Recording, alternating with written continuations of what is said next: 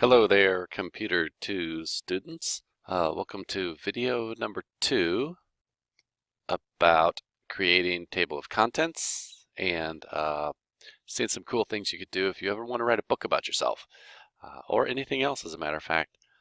Cool stuff you could do in research papers and whatnot. So when we left the last video, I think you probably had these things turned off. I had to turn them back on for a couple things I did. So your screen should look something like this if you scroll through. And at the end of the video, I had asked you to create a page break at the end of each chapter. So I am going to turn on, you don't need to do this, but just for you to see, I'm going to go back to this icon here under the Home tab. If you want to do that, you can. Just to show you what you should have done on the keys to create the screen, and what I want to see is the page break at the end of each chapter, which that's the one I think we did in the previous video. And so then at the end of chapter 2 you should have a page break, at the end of chapter 3 you should have a page break, and then at the end of each chapter there. Now you will see, I think when you do the page break, it automatically inserts an extra line there. If you don't like that, you just go and delete that and it'll take it away. And then there's another one there. I don't know why it bothers me. I just don't really like them. So I'm going to just get rid of the extra lines there. And the thing we did right before the page breaks, I'm going to scroll back up to the first paragraph, is we created these heading 2. We used heading 2, and if you highlight it, you can see what it's selected as, and you can change them if you want to. But we want to keep that as heading 2 for right now, and I'll show you why that is so valuable to us. If at this point, go back up to your table of contents, and now I'm going to turn those things back off. And you'll notice when you hover over it, it will turn gray, and you click on it once and you get this option to update the table here, and that's what I want to show you will happen. Now notice I changed, when I went in and put all these page breaks in here, chapter 2 is no longer on page 3. It's on, what is that, page 4. I don't have my page numbers in there yet. But each chapter is on a different page, but my table of contents, going back up, does not reflect those changes. According to my table of contents, everything is still on page 3. So we need to change that. So let me show you a couple things. If you click on Update Table, and feel free to do this along with me, you have two options when you update it. Update page numbers only, or update entire table. So let's look and see what happens. If I do update page numbers only, I click OK, all of a sudden you see those page numbers changed, 3, 4, 5, 6, and 7. Okay, so if you do update pages only, it'll just change heading 1. Those are all the heading 1 headings. Now I'm going to press Control Z. That's going to put it back, Control Z. So now it looks like it did before I did that, where it's just got the wrong pages on there. And I'm going to do that again. And again, go ahead and pause the video and do this along with me just to see how it works. This time I'm going to hit Update Entire Table, hit OK. And I think this is super cool. Now you have the subheadings of heading 2 in your table of contents if you want them there. And I think that I really happen to like there. And anytime you make a change in there, you can go back and update it, or you can do the whole thing and update it at the end.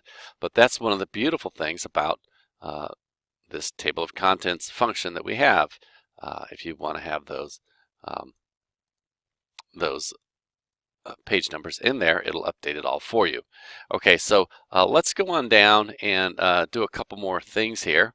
Let's go down to let's see, there's chapter 2, my favorite foods. Got my favorite places to eat. So let's do a little something with that. Let's insert some text right here before barbecue. I'm going to hit return, and I'll just call it food, and I'll do capitals there. And then maybe I'll change my places to eat to maybe just call it places to eat. Okay, and so I'm going to change, not eat, places to eat. So let's call food, let's change that again to heading 2, because we're going to have that be a subcategory of chapter 2. Places to eat, heading number 2. I'll go back and hit return there, and it did jump back to normal text after I hit return there, which it will do. So let's just say like Smoky Joe's. It's a good barbecue place, I know. My favorite pizza place would be Minsky's. Now keep in mind, we're just imagining that I have written, maybe paragraphs here, and I'm not going to write the paragraphs with you guys. It's just to see how you could create it. So maybe I wrote a few paragraphs about these restaurants, or a couple sentences each. Favorite ice cream? I like all kinds of ice cream, but we'll say Silas and Maddie's. It's a great ice cream place over by the movie theaters. The AMC theaters over on Strang Line there. So going down to chapter 3, public school. Okay, so what I kind of intended here is I was going to write about the education. So this would be like my public school. I changed that to capitals, I think. Public school. Here, we're going to make that heading 2. Maybe I'll just call this undergrad. So go ahead and change that. Undergrad education is here. We'll make that heading 2. And then we'll just just call it graduate school. Was Mid-American Nazarene.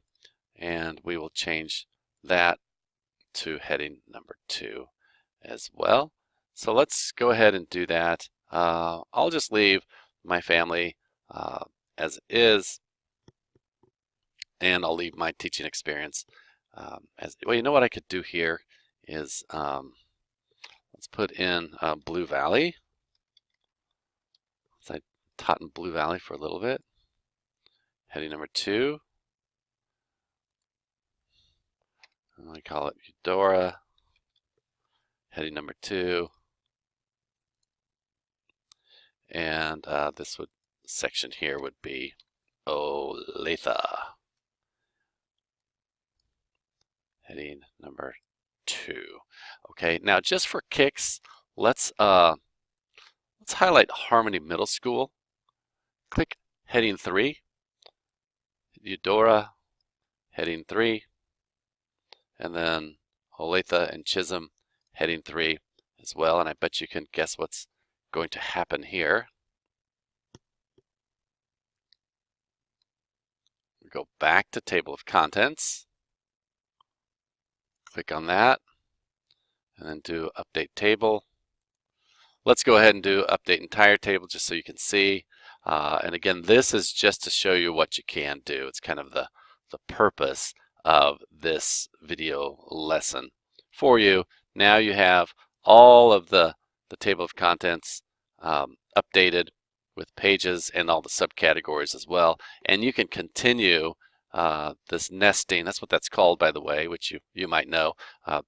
Blue Valley here is nested in chapter 5. Harmony is nested in Blue Valley right there, which, by the way, that's a phrase you'll hear when we get into the HTML programming later. They talk about nesting the language to create loops and things, and the writing that you do there. So excellent experience for us here. Okay, a couple other things I want to show you before we move on. This is also super cool, and I think I mentioned how learning some of these tricks for research papers you do in the future would be great and could really impress your teachers and professors and whatnot. Let's say I want to go to a certain place in my table of contents. Let's just say I want to jump down to on my computer to the part about teaching in Olathe at Chisholm Trail. So if you notice when I hover over, I get Control plus click. So if I hover over Chisholm Trail, Control click, go ahead and try it. It'll jump down to that header right there, that heading 2 that we marked right there. It'll just jump you there. And that's really, really nice when you get into really long research papers. Let's say I want to jump to chapter 4 about my family.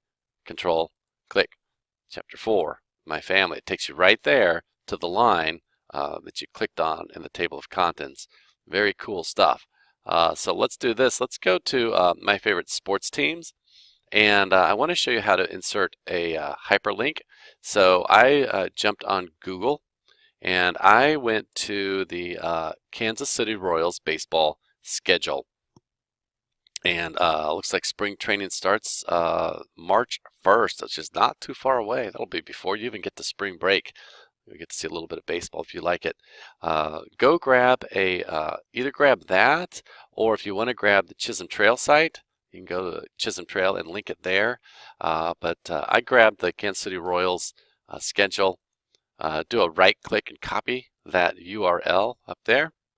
And I'm going to get that out of the way. And I'm going to go here and I'm going to highlight Kansas City Royals and go to the Insert tab. The Insert tab, and then go, it says Hyperlink. You may have to make sure that your screen is enlarged on your whole page. Go to Hyperlink, hit Hyperlink, and you're going to see it say, it says Text to Display Kansas City Royals right there. That's going to show whatever you had typed there in your document. And it's really interesting. You can actually jump to different pages in your document if you wanted to. Or what we're doing is we're creating a hyperlink to the internet. Down here where it says address, you just click on there, do a right click, paste it. As soon as you paste it, you get this OK symbol comes up.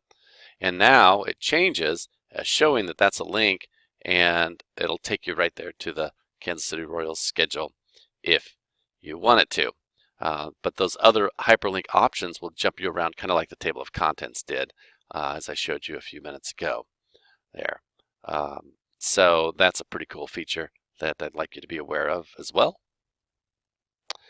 Another thing that we need to do that I should have done earlier is we need to get the page numbers in here, and I like to have them at the bottom of the page. So again, we're on the Insert page. Go over to Page Number, and you just click on that, and then you have all of these options. I prefer it to be on the bottom.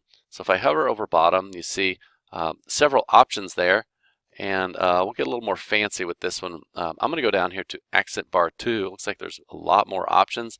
I kind of like it down there in the right-hand corner, and I just click on that, and all of a sudden, all of my pages are numbered. It just pops up there, and that also will change for me as I move around. Now, you will notice when you're in the header, which you are to edit right now, everything else grays out until you double-click back, which I just did right there for the screen.